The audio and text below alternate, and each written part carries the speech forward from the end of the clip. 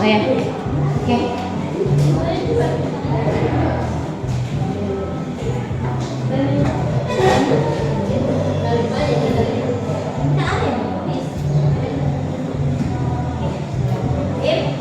Assalamualaikum warahmatullahi wabarakatuh. Waalaikumsalam warahmatullahi wabarakatuh. Semuanya apa kabar hari ini? Baik. Sehat ya? Sehat. Alhamdulillah. Baik, sebelum kita mulai pembelajaran hari ini, kita berdoa dulu ya. Kita dulu doa dimulai.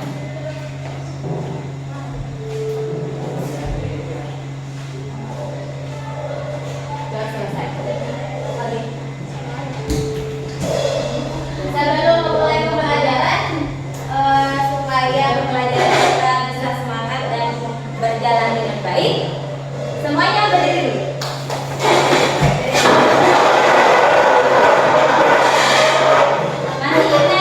Masih ingat SPI-nya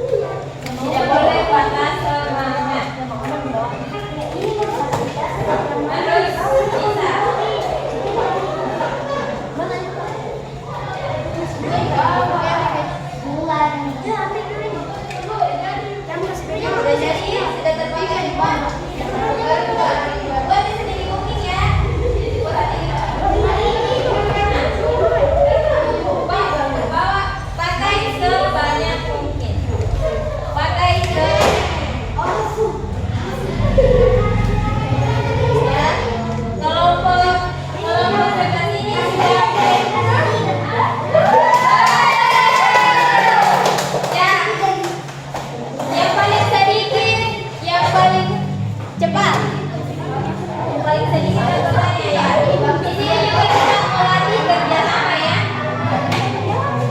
Ayo, masih di sana yang sudah selesai jaga agar bangunannya tetap utuh ya, tetap kuat.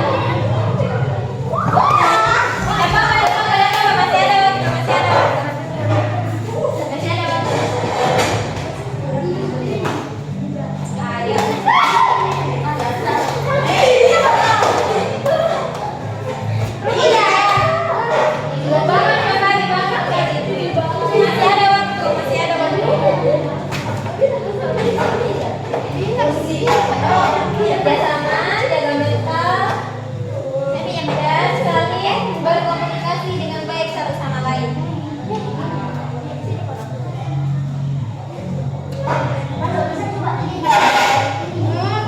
Papi dekat.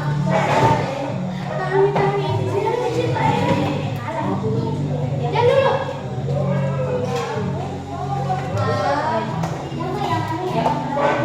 Sisa waktu. Sisa 2 menit lagi.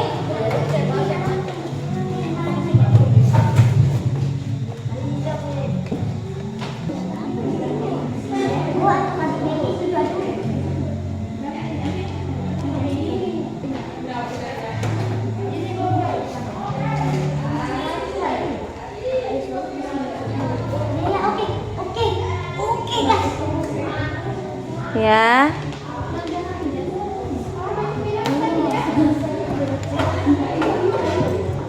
Pergunakan cara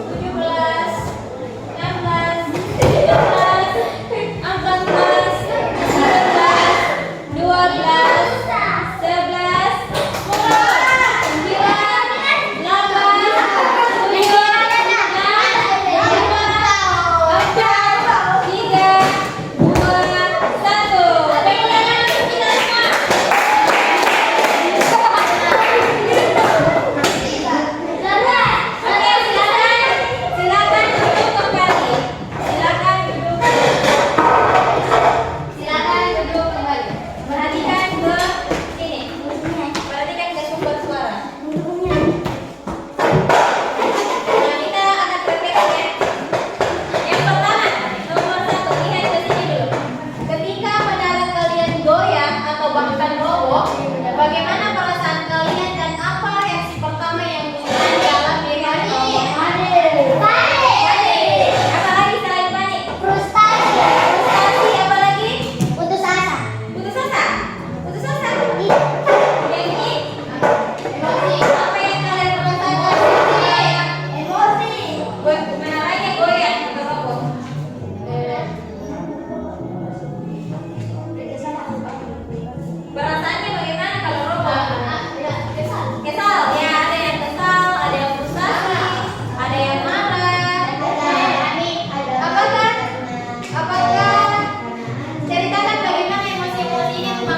dilakukan kalian selanjutnya?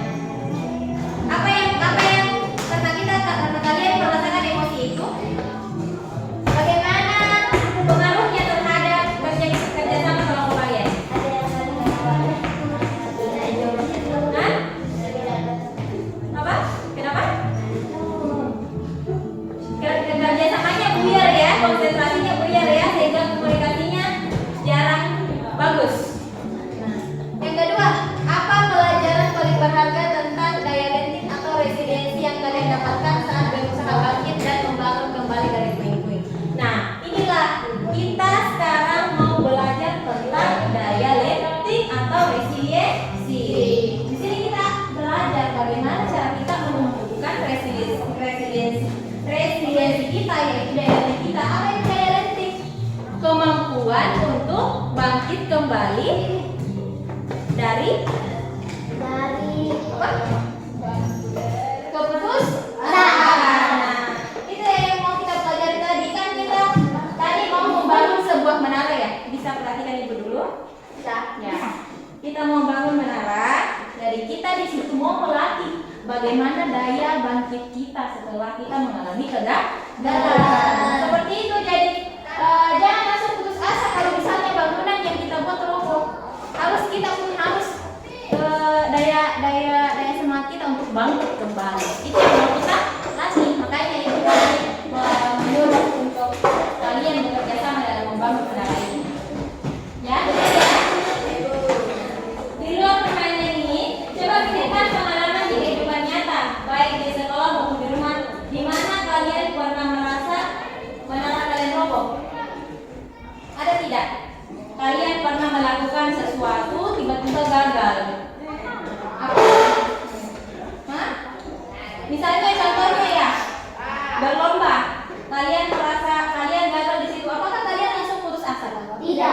Tidak kan? Nah, itulah yang dimaksud daya lenting, daya semangat untuk bangkit kembali. Nah, berarti ibu rasa kalian sudah punya daya lenting yang cukup ya. Bisa simpan HP-nya dulu. Simpan dulu HP tadi. Kita mau belajar dulu. Sebentar dulu. Ibu mau bekerja, ibu mau minta kerjasamanya dulu ya. Oke.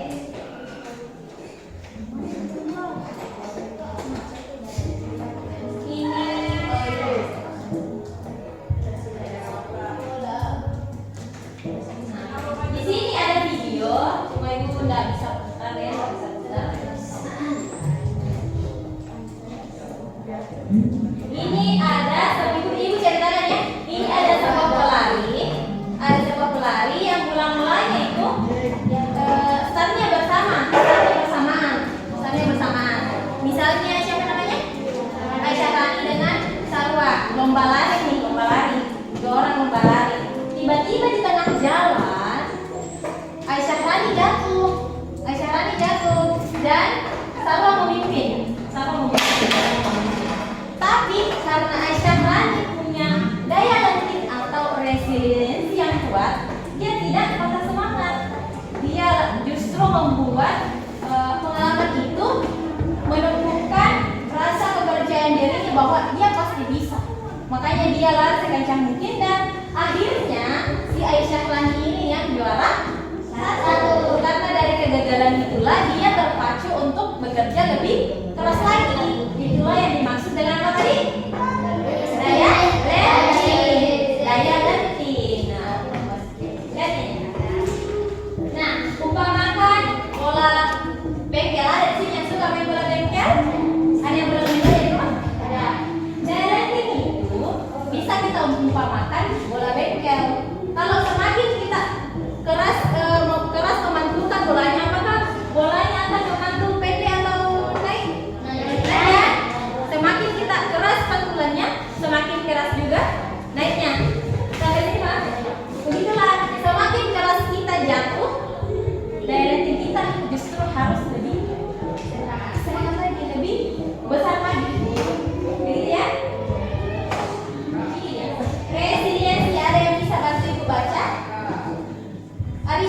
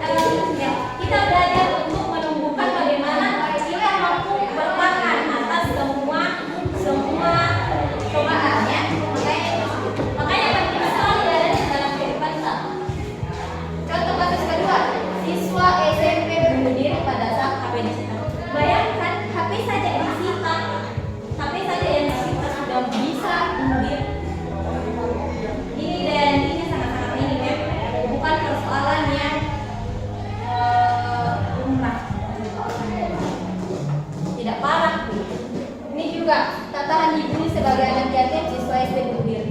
Makanya penting sekali itu daya lenting supaya kita mampu menahan segala apa yang menjadi penghambat untuk diri kita. Makanya penting sekali kita miliki self resilience, daya lenting diri sendiri. Ada yang pertama, kita butuh growth mindset. Growth mindset itu adalah cara pola pikir yang berkembang ya, bukan yang stagnan. Ada juga adaptability, ini namanya beradaptasi. Kemudian emotional stability itu adalah emosi yang stabil. Terus self awareness itu cara untuk manajemen diri. Positif perspektif itu positif dalam berpikir, dan ini ya self compassion dan effective problem solving, yaitu untuk bagaimana kita bisa berefektif dalam mengambil suatu kajian apabila bermasalah. Kemudian kita masuk di pola pikir bertumbuh, tangguh sejak dalam pikiran. Nah, ceritanya ini kita punya dua orang kembar ya, A dan B. A dan B ya. Ini masalah. Saya punya masalah, dia juga punya masalah. Namun cara mereka menghadapinya berbeda. Ada yang mengamati secara langsung dulu, ada juga yang langsung bertindak. Begitu. Makanya kita harus punya pola pikir bertumbuh. Kemudian ada dua cara pola berpikir, fixed mindset dan growth mindset. Kalau fixed mindset itu pola pikir yang stagnan atau tidak bertumbuh. Sedangkan kalau growth mindset itu yang berkembang. Nah, contohnya kesuksesan. Saya bisa sukses jika punya bakat. Itu adalah pola pikir yang tidak bertumbuh. Yang betul itu kita harus menggunakan yang growth mindsetnya. Saya bisa sukses dengan berusaha. Jadi kita harus menerapkan yang growth mindset. Sedemikian rupa sebisa mungkin harus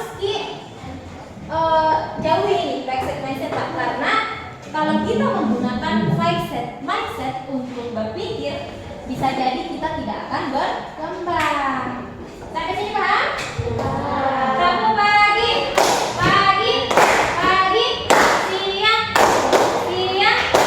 siang, pagi, malam, tidak konsen. Nah, kegagalan contohnya. Kalau mindsetnya, saya menyerah deh kalau begitu. Jangan ya. Itu sangat tidak dibolehkan. Kita harus menggunakan growth mindset kita apabila kita mengalami kegagalan. Apa itu? Saya akan coba lagi. Jadi kalau kita mengalami kegagalan, kita harus langsung menggunakan pola pikir yang growth mindset, yaitu saya akan coba lagi. Kalau kita mengalami kesulitan, jangan menggunakan saya tidak bisa, tapi saya belum bisa. Belum berarti akan. Akannya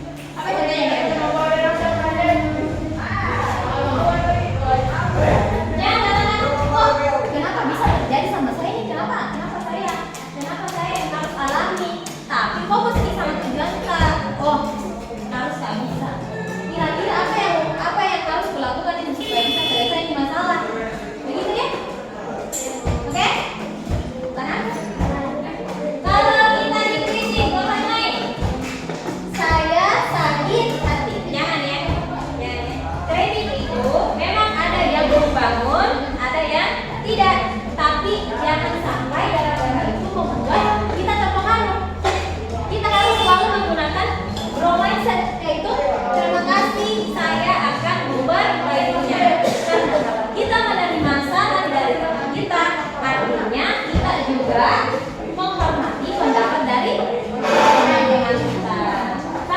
Sampai sini paham? Oke. Lanjut ya. Nah, sekarang kita mau uji apakah kalian baik menggunakan mindset atau mindset. Yang pertama, saya percaya bahwa kecerdasan dasar saya adalah sesuatu yang tidak dapat saya ubah terlalu banyak. Ini menggunakan apa? Growth mindset atau fixed mindset? Ini menggunakan fixed mindsetnya karena tidak berkembang. Dia percaya bahwa kecerdasannya itu tidak dapat diubah. Enggak ya?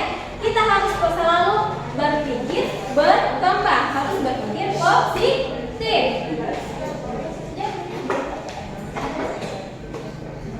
Yang kedua, ketika saya menghadapi tantangan, saya biasanya menyerah karena saya merasa tidak cukup mampu. Ini kalimatnya negatif atau positif? Negatif. Negatif ya? Berarti ini fixed mindset. Atau artinya fixed itu tetap tidak berkembang. Nah, kalau growth mindset berkembang. Ini kalimatnya fixed mindset atau growth mindset? Fixed ya? Fixed ya? Karena katanya itu bergerak, kalimatnya negatif. Oke? Paham sahabat? Yang ketiga, saya percaya bahwa saya dapat meningkatkan kemampuan dan bakat saya jika saya berusaha dan bekerja keras. Ini masuk di mana? Ini masuk di growth mindset. Kenapa bisa masuk di growth mindset? Karena pola pikirnya berkembang atau positif. Nah, selanjutnya saya melihat kegagalan sebagai kesempatan untuk belajar dan tumbuh, bukan sebagai bukti ketidakmampuan saya. Ini growth mindset karena kalimatnya positif. Yang keempat, yang selanjutnya, usaha dan kerja keras adalah kunci untuk mencapai kesuksesan dan mengembangkan kemampuan saya. Ini masuk di mana? Growth mindset ya. Growth mindset ya. Yang terakhir, bakat alami adalah faktor terpenting dalam mencapai kesuksesan. Usaha saja tidak cukup jika Anda tidak berbakat. Ini masuk di mana?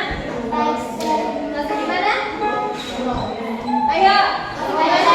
Pertanyaan terakhir dipersilakan ke kalian deh.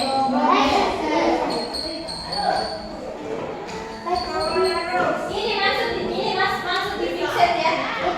Ya, karena memang tidak cukup, tapi usaha juga itu bakat alami itu tidak sama-sama. Bakat alami itu tidak juga berperan penting dalam kesuksesan kita, meskipun dia tapi tidak terlalu ya. Ini masih masuk di fixed mindset.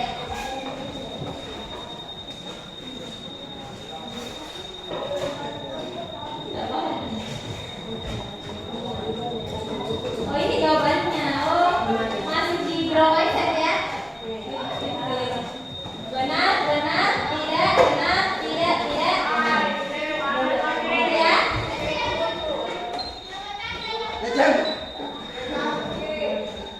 Neuroplastisitas, sudah kita terus tunggu. Nah, di neuroplastisitas di sini kita belajar lagi biologi ya. Ini yang mendasari growth mindset. Ini neuroplastisitas. Oh, yang ini ya. Neuron. Kita belajar biologi. Jadi, setiap kali individu dengan growth mindset menghadapi tantangan dan berusaha mengatasinya, otak mereka sedang membentuk dan memperkuat koneksi saraf baru yang terkait dengan keterampilan atau pengetahuan tersebut. Jadi setiap kali ada masalah yang timbul di dalam otak kita, selalu neuroplastisitas itu bekerja untuk menghadapi tantangan, dan kita bisa menggunakan growth mindset untuk menghadapi suatu masalah. Ya. Nah, pernah dengar tidak ujian itu dapat menghancurkan resiliensi? Apa tadi resiliensi? saya yakin. Jadi contoh gini. Kalau ada dua kelas, ada kelas A dan kelas B. Kelas A itu dipuji saja, kalau di kelas B diberi dukungan. Misalnya di sini ujian global dan fokus pada orang. Kalau ujiannya kamu hebat. Misalnya kemarin Aisyah tadi kan ikut lomba ya. Kamu hebat. Tapi coba kita ganti dengan bahwa kamu sudah bekerja keras, kamu layak dapat prestasi gitu. Kira-kira mana yang lebih baik, dipuji saja atau diberi dukungan? Diberi dukungan kan? Nah, karena kadang-kadang itu kalau cuma dipuji saja, dia tidak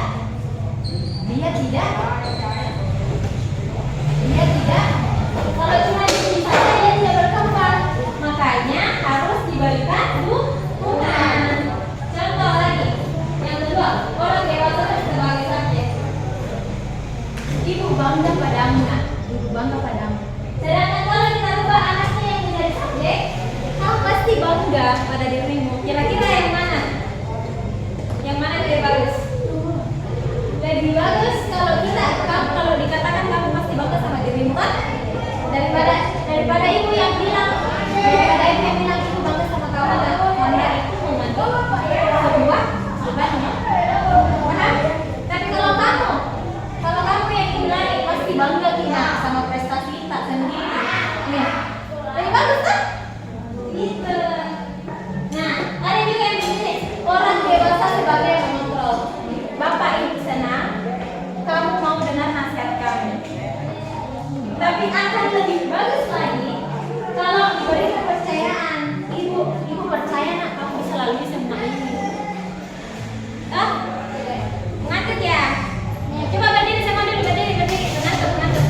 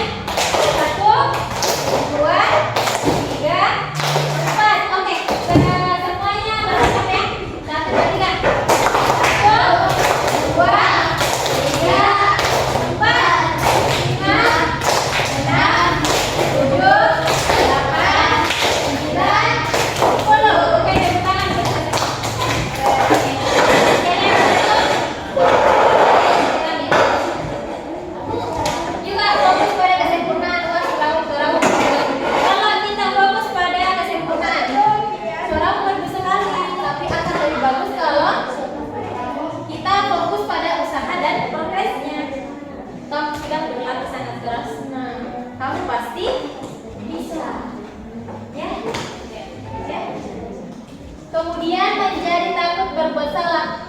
Kamu memang anak patuh, tidak pernah mengecewakan ibu. Tapi akan lebih bagus lagi kalau kita yang mendorong keberaniannya. Semua yang belajar sepeda pasti pernah jatuh. Ayo coba terus. Kira-kira kalau dua kalimat ini, mana yang kamu lebih suka? Dukungan kan? Kalau misalnya kamu belajar naik motor Sarwa, terus kamu jatuh, tiba-tiba kamu diberikan keberanian. Pernah semuanya jatuh, nah. Ayo coba terus. Pasti lebih semangat ya kalau belajar terus karena kita diberi kepercayaan kan? Kita diberi keberanian untuk bisa mencoba lagi. Itulah pentingnya dukungan untuk kita daripada ujian. Jadi lebih baik kita diberikan dukungan daripada kita diberikan ujian. Ujian memang penting, tapi dukungan jauh lebih penting.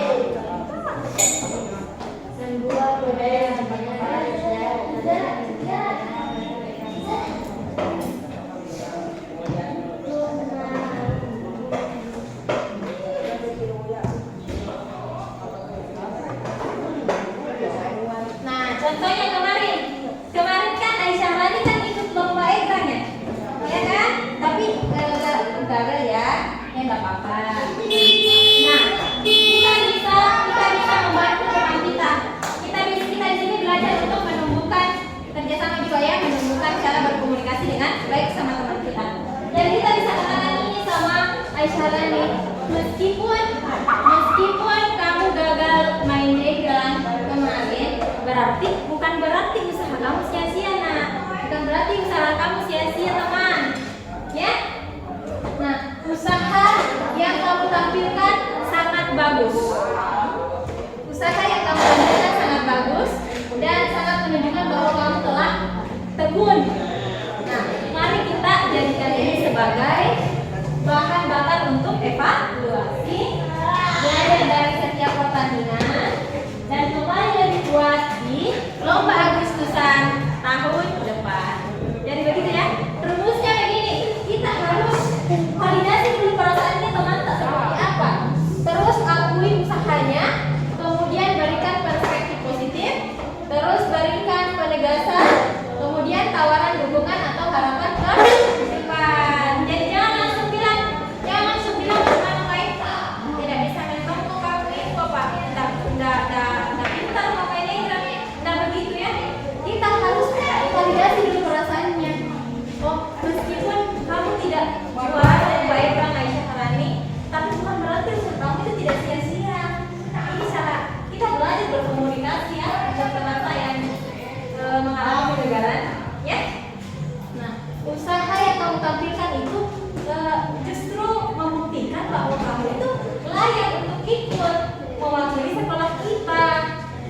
Nah, terus kita berikan lagi perspektif positifnya. Mari kita jadikan ini sebagai bahan bakar untuk evaluasi, belajar dari setiap pertandingan dan kembali lagi di lomba Agustusan tahun depan. Tepuk tangan untuk kita semua. Seperti itu ya. Nah, contohnya seperti apresiasi. Kalau kita mau mengapresiasi teman-teman, pertama kita harus apresiasi dulu, kemudian dikoreksi, kemudian diapresiasi lagi. Nah, diawali apresiasi. Misalnya begini. Misalnya Rani mau mengapresiasi Aisyah Rani ya. Saya apresiasi kamu Aisyah Rani. Kamu sudah mengerahkan upaya terbaik kamu untuk mengikuti lomba egrang kemarin. Tapi Ibu harap, aku harap kamu bisa latihan lebih lagi agar bisa juara lagi. Terus Rani selanjutnya mengatakan, saya percaya Aisyah Rani, kamu pasti bisa.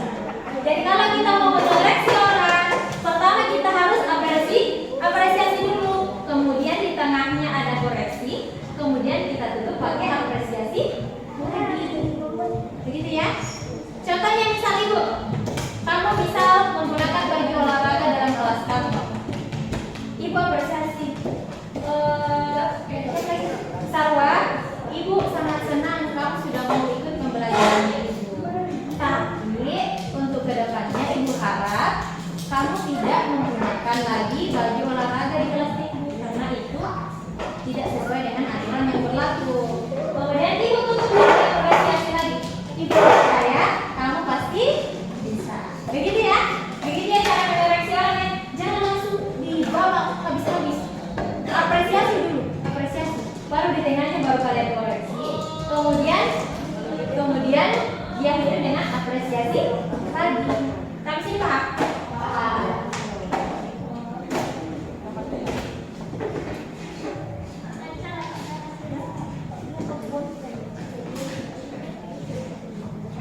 Ya, contohnya tadi subjek itu sudah Ibu kasih ya. Coba Ibu mau kalian apa contohnya? Misal kamu bisa memberikan contoh sama Ibu.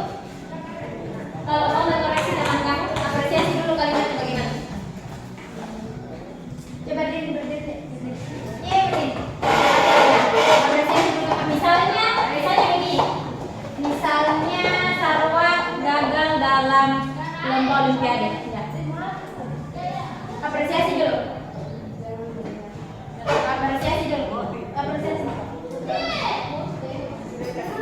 Kamu sudah baik dalam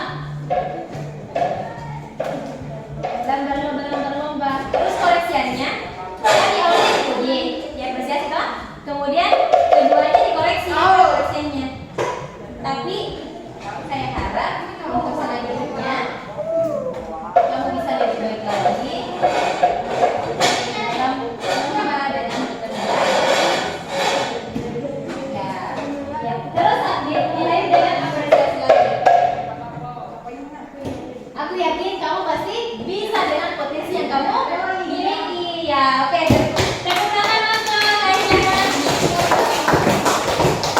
Seperti itu ya. Oke, ada yang bisa bantu Ibu? Baca. Syifa, silakan. Silakan. Kasih keras suaranya. Selamat Merdeka. Terima kasih ya. Begitu keren. Selamat Merdeka. Terima kasih kamu sudah berusaha mempelajari jurus ketiga ini. Sebagai tanda kamu sudah menguasai, kamu berhak mendapatkan gelar ketiga. Tunggu dari sini. Sebab kebanyakan mempelajari jurus selanjutnya. Tepuk tangan untuk kita semua. Jadi hari ini kita sudah belajar ya. Apa sih daya lenting itu? Ada yang bisa berpendapat?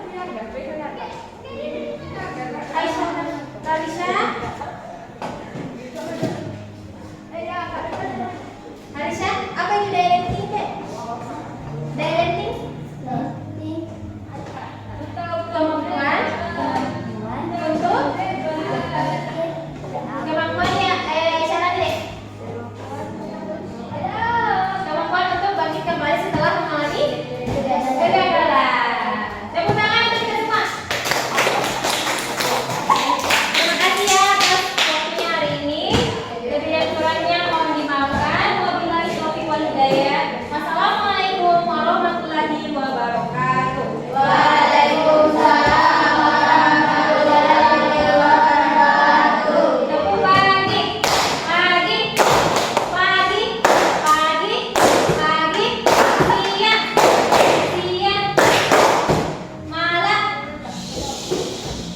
Oke, terima